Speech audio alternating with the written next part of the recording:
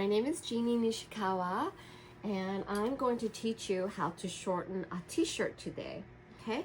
And it does have a double overlock, as you can see.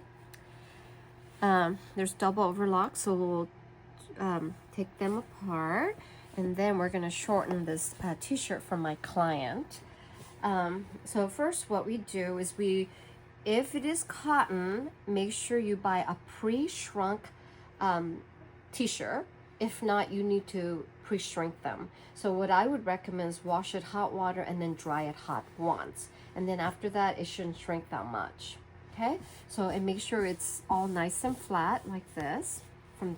Or you could just run it your hands through from top to bottom like this. Okay? And this is for my client. So I already marked it. And he already pre-shrunk the t-shirt before he brought it to me. And as you can see, the back is a little bit longer in the front and it's uneven. So we want to make sure they're even. And normally, you hem to about 1 inch like this. Okay? And then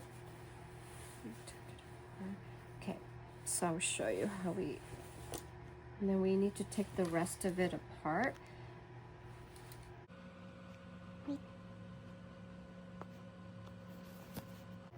And then just pull. Okay.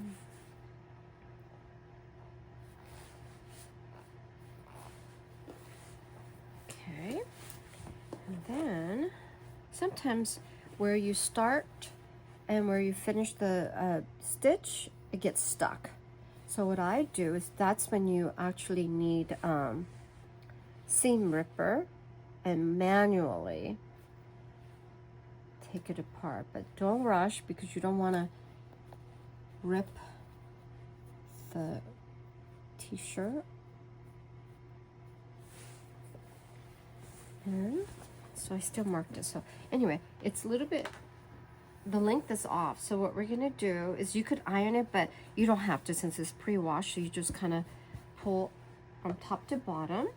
And for this project, you're gonna need a really good scissor. But always keep your scissors, I mean, on another video we could talk about it, but I like to keep several scissors, one for the cotton, one for the synthetic, one for the silk, so that scissors last longer. So today you're gonna need a scissor. It's a light color, but if I was to, there's another black t-shirt that I'm using, then I use a chalk. But if I'm using a light color, you don't want, you could use a fabric marker. In this case, I could use yellow because this is like a beige, or you could use orange that's washable. And then you're going to need a little tiny ruler like this. Me, I'm so used to doing it, I could eyeball it and just cut it. But for this video, I think you should, if you're just beginning, make sure it's accurate. So you want to use, you could test it at the end like this to see, and that's enough, right? You want to, I don't know if you could see it. See, it's yellow. Okay, if it doesn't, you want to use a little lighter orange, but I think yellow would be good. Okay, so then we're just going to take where the safety pin is, and I always like to use safety pins instead of these pins. Okay, because lots of people want to use this, but sometimes they come off and then you forget where it was marked. So I use very small, delicate safety pins. I use 2 sizes. Or actually 3, but mainly these 2 sizes, which is 1.5 inch and the smaller is 1 inch, and they're more delicate. So for the delicate stuff, I use this. For like denims and thicker stuff, I use the thicker or longer safety pins for like sweaters. But for this project, I use 1 inch. Then you're just going to go here, but don't always mark it right at the end, because when you fold, like right here, that takes up like 1/16 of an inch. So you have to calculate that, okay? So you just go down about 1/16 of an inch and you mark 1 inch, okay? 1/16 of an inch, and then below 1/16 of an inch and mark. Or you could just do it right here. Come over here, drop 1/16 of an inch and drop. And you can't just assume, oh, it's over here, so now that's where the manufacturer had the original stitches. But again, when you measure the client, we had to do less here and more here, right? So it's really important to safety pin it. And so now again here, I'm gonna go 1/16 of inches lower and then mark it there.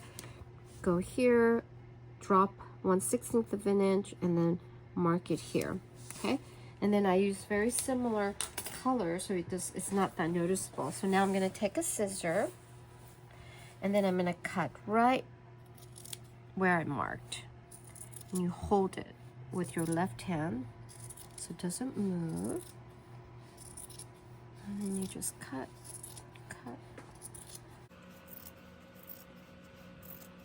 And then, if you notice, I'm going up. See? Now it's even, right? Front and back. Okay? And then you save this fabric and give it back to the client. Okay? And then now we're going to undo the safety pins. And then we're going to go to the serger machine. Now we're at the serger machine. This is what the serger looks like, and I'm using Juki. It's my favorite. So now we're going to change the color because right now I have a like a hunter green color, and if I use that, that's not going to look right. And I try to match the thread to closest to the garment. And now this is the cream color, or like a beige. If you could manually do it, but it takes a long time. So what I do is I'd shortcut by cutting the thread here and here and here, and then replace it with the right color. So then this is the better match, right? So then I go here, and then for the straight stitch, I only do 1 knot, but make sure they're tight, just 1 knot, okay? And then we're gonna replace these two as well. And then we're gonna do double knot because these are going to the bottom. Since we don't have the double overlock, I'm teaching you how to do it with the straight stitch machine and a serger, okay? Because double overlock machines are very expensive, but you could do it this way so it looks like a double. This way, you tie it together like this. Okay, so these two are going to be at the bottom stitches, and then this one's the single stitch on the top. Okay, so you do 1 single knot, double knots. Okay, this is like cheat sheet. You could do it faster. And then what we're gonna do is we're gonna flip this, and then there's a little break right here. Push it down, and then you pull the foot on the side, and then you use the pedal. Okay, this is like a, see, this also lifts that too, but this is the gas pedal I'm trying. And then you just slightly push it down. It's not on, so it's not gonna go, okay? And then when you do that, you're gonna pull the thread by using, yeah, perfect. And then when you do that, you just pull this and it gets stuck. So then you could take a scissor or a little tweezer and then pull in between you pull this, and then the top stitch here, that goes to this one. Okay, and then you just pull. And then leave that aside. And then I like to do both at the same time, which is these two threads, right? And then now if you see what I'm doing, I'm pulling. Can you see it right here? How about I pull, and then it gets sometimes stuck here, and you don't want the threads to be separated at that time. Then you have to go through, if you come down here, you can see, then you have to do everything over. Ooh, I guess it's not gonna work, but anyway, you have to do it over. So what I do is I come over here and help guide gently like this, and then automatically pulls. Do you see that? And still keep these threads together. And then now you're going to go to the single one, same thing, pull, and when you come to here where you manage the tension, you pull like this. Okay, after that you cut like this, keep them together, and now we're going to put everything back. we're gonna put the foot back and then pull these level down and then pull this for safety. And then you just tug these threads to make sure they're all tightened and secure. And then we're gonna go turn it on. And the light comes on. So then what I do is I'm gonna search, but always do it on the side. Okay, start. You don't want the start and the ending thread to be in the front or back. Okay, do it on the side. So, and then face up. And then now you're gonna use the, I guess this is like a lift the brake, the foot. And then you're gonna slightly pull the 3 threads to your left hand so it doesn't get caught, and then pull it in like this and even it out. Okay, this one usually cuts it for you, but we already cut. And then we're gonna start hitting the gas pedal at the same time. You're gonna, it actually goes but it pulls to make sure you don't cut too much, so you just pay attention and gently pull. And if you see the thread, how nice that is, and then the back. Okay, so we're gonna keep doing that.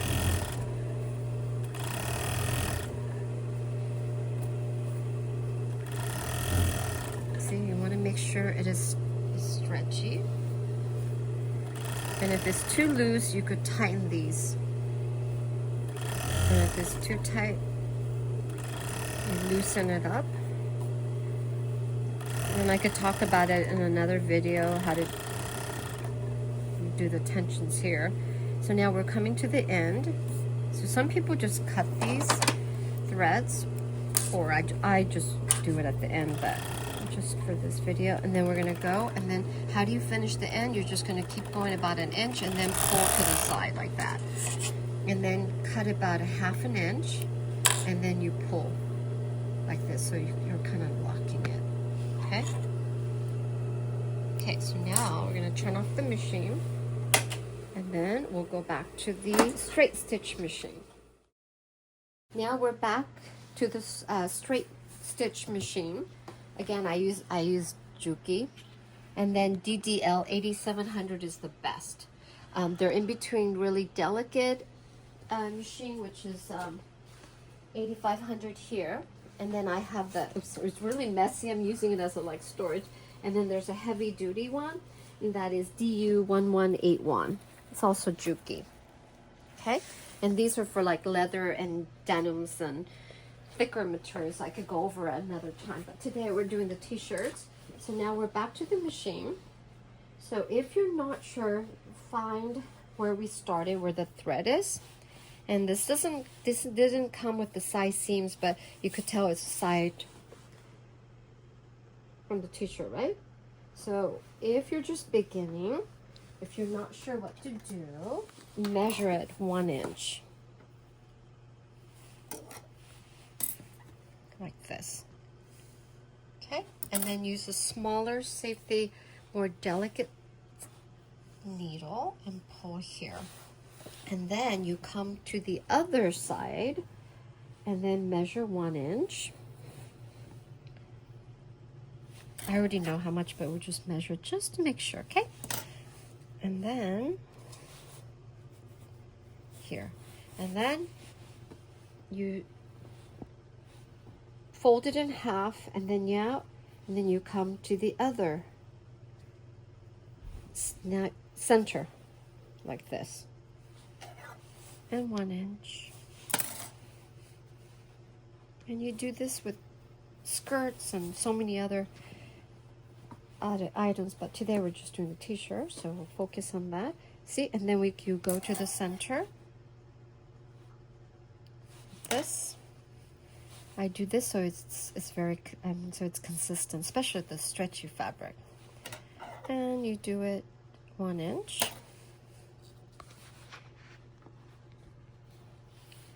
And then again.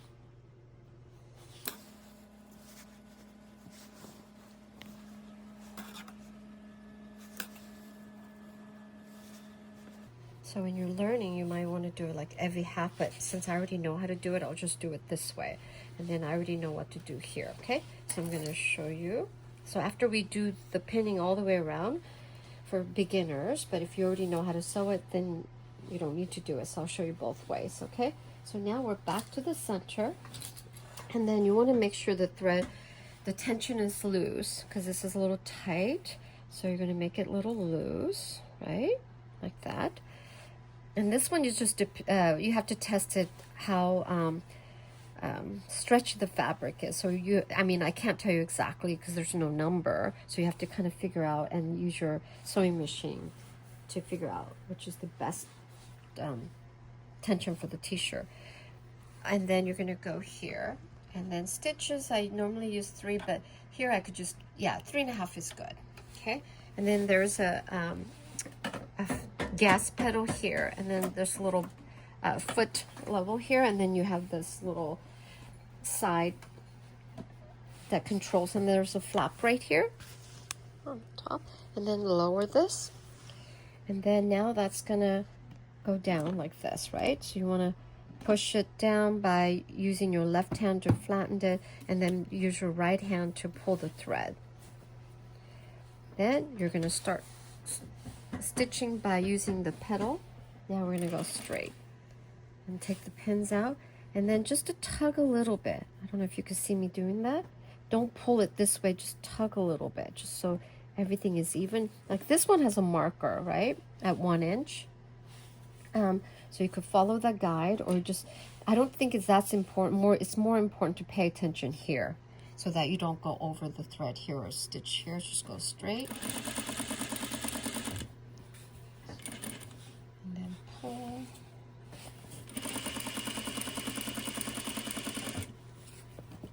So when it's pinned like this, it's so much easier and it's consistent.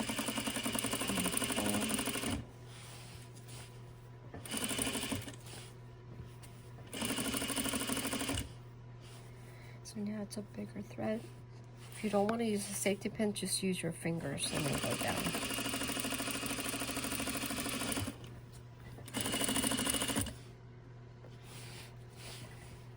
And when you're changing thread, always have the pin down, okay, when you're pulling.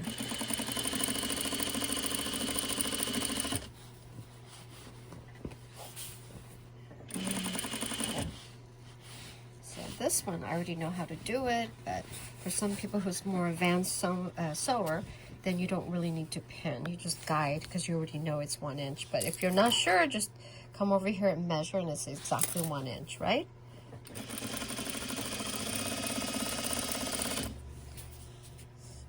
Okay. Guide right here.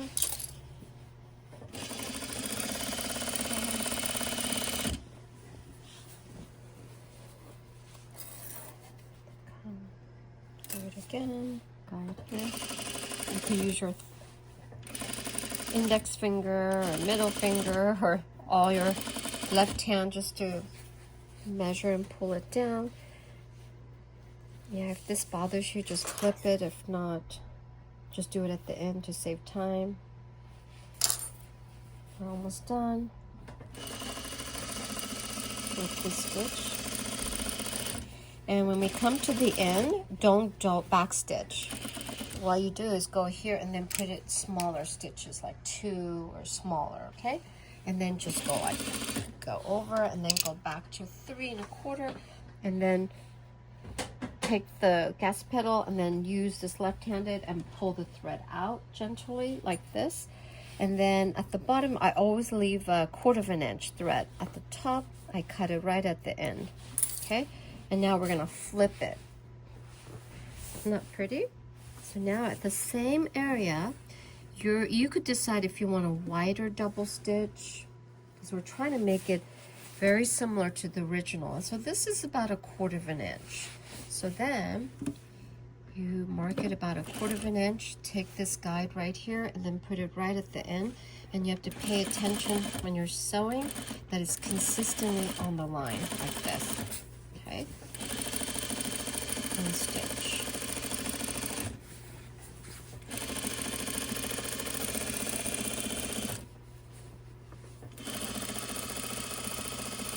See how pretty that is? See?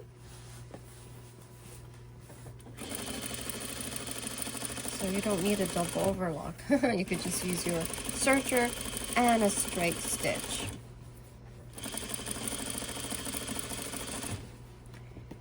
When you're beginning, you may not want to go as fast as me, because I could do really fast like this and it's consistent because I've done it, but I would say go slow so you know how to control. And then 1/4 inch at the bottom and go stretch. Again, here at the end, instead of using, like, this is the one that makes you go back like this, right? But you don't need to. You want to have a nice and clean look. So you just go smaller, stitch it, go back to 3 1/4, pull, slide it out a little bit. At the top, clip it. At the bottom, leave a 1/4 inch. And we're done. Look at this. But we're also going to press so it just looks really nice. So, see? And then flip. And now we're going to go to the ironing board. And now we're at the ironing board, but I like to use these little roll because you want to make sure it's clean. So each time I iron, I want to make sure it's all clean, because what if there's like a darker thread and you don't want it to get on this t-shirt, right? So now we're going to put, this is cotton, so you want to put it on a cotton or something in between cotton and wool, but linen is kind of really high, and use a steamer. Okay, so it's going to take a few minutes. So what we're going to do with this is a knit t-shirt, so you don't want to iron it sideways. So what you're going to do, it's getting hot. Okay, so it's stretchy, right? So you don't want to stretch too much. So what you do is you iron it from the bottom, and then you go down this way and slide it down. Slide it down. Look how nice it looks, huh? Compared to this. And then look at that. Look at the difference, huh? And then you just do that all the way around. Again, don't do it on the iron sideways, but pull down, up and down. Just like I did with when I was measuring the length. You pull like this, again, top to bottom, and then steam it.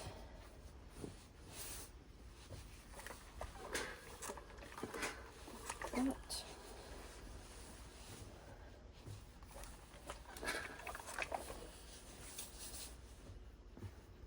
And top to bottom, and look how nice it looks. We're done. It almost looks perfect. And you could just do the top to just a little, just to make sure. But look how beautiful it looks. And the bottom. It looks just like the way he brought it in. The colors match. It's double overlock, double stitches. Looks beautiful. There it is. We're done.